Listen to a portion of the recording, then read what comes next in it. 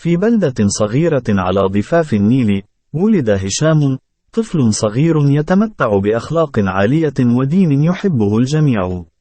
منذ الصغر، كان هشام ملتزما بأداء الصلوات وتعاليم الدين، وهو دائما ما يسعى لتحقيق النجاح في دراسته. عندما وصل إلى المدرسة الثانوية، أبهر هشام الجميع بذكائه واجتهاده. كان طالبا متفوقا ومثالا للتميز الأكاديمي والأخلاقي. كان يتفوق في كل المواد ويتمتع بعلاقات طيبة مع زملائه ومعلميه، فكان الجميع يحبه ويحترمه. بعد اجتيازه الثانوية بتفوق، جاءت له فرصة الالتحاق بكلية الهندسة بمنحة خاصة بسبب تفوقه اللافت. كانت هذه فرصة لهشام لمواصلة حلمه بالتعليم وتحقيق طموحاته. ولكن، كانت مسارحات الظلم والقهر تنتظره في الطريق. في السنة الأولى من العام الجامعي، تم اعتقال هشام بشكل مفاجئ وظلمي، بتهمة الالتزام الديني والصلاة. على الرغم من براءته وعدم ارتكابه أي جرم، إلا أن قوانين البلاد كانت تعاقب بشدة على ممارسة العبادة الدينية. بقي هشام محتجزا في السجن ل7 سنوات طويلة، فقد كانت هذه السنوات مليئة بالألم والظلم.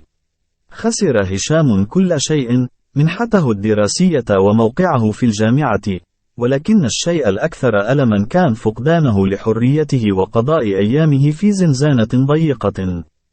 لكن حتى في ظل الظروف الصعبة، بقي هشام قويا ومؤمنا بقضاء الله وقدره.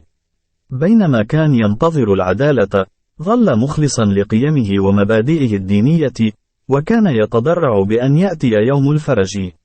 وهكذا، يستمر هشام في تحمل مصيره بكل شجاعة ورضا، مؤمنا بأن يوم الحرية والعدالة سيأتي، وأنه سيعود إلى حياته بكل كرامة وعزة، وسيبقى دائما مثالا للصبر والإيمان لمن حوله، في انتظار يوم يحين فيه الفرج ويتحقق العدل.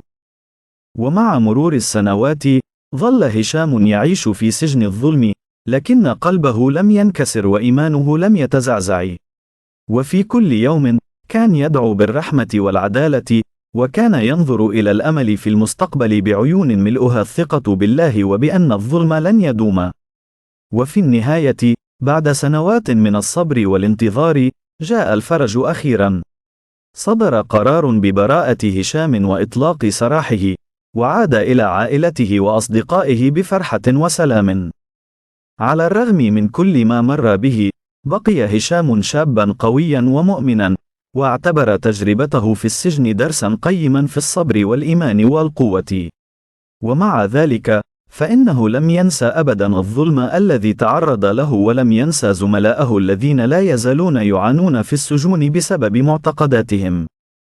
باعتباره شاهدا على الظلم، قرر هشام أن يكون صوتا للعدالة والحرية، وأن يعمل جاهدا لتغيير القوانين الظالمة التي سجنته وأمثاله.